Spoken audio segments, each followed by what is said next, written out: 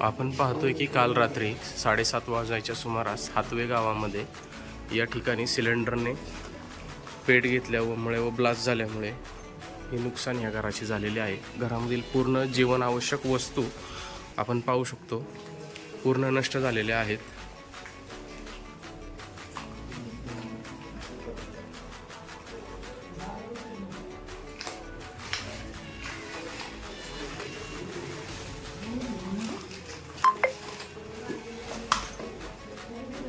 घरामधील पूर्ण साहित्य जळून भस्मसात झालेला आहे।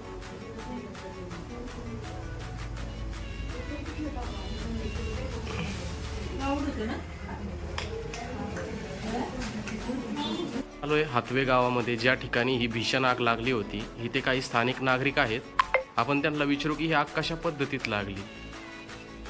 काल सुमारे 7:15 दरम्यान गॅसचा पेट होऊन आग लागलेली आहे। म्हणजे एक गॅस संपला घरातला, दुसरा गॅस जॉईंट करताना ते सेल ऑटोमॅटिकली निघाले। म्हणजे गॅसचा प्रॉब्लेम होता आणि ते देवघराची पंती होती, त्या पंतीला त्या गॅसने पेट घेतला आणि त्या गॅसने पेट घेतल्यामुळे पूर्ण घराला आग लागली। त्याच्यामुळे आता कमीत कमी अर्धा पाऊण तास काहीच कळलं नाही।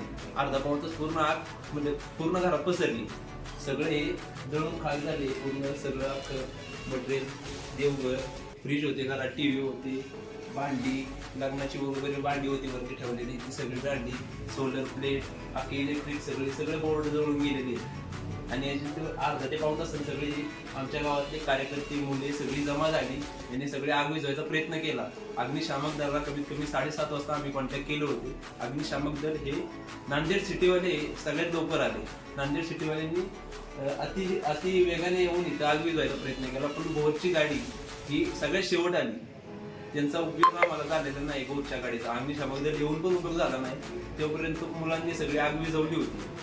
अग्निशामक दल यायच्या आधी सगळी आग विझवली होती, पण अग्निशामकने हे सगळे जे दगदगतं होतं ते आम्ही विझवून टाकलं।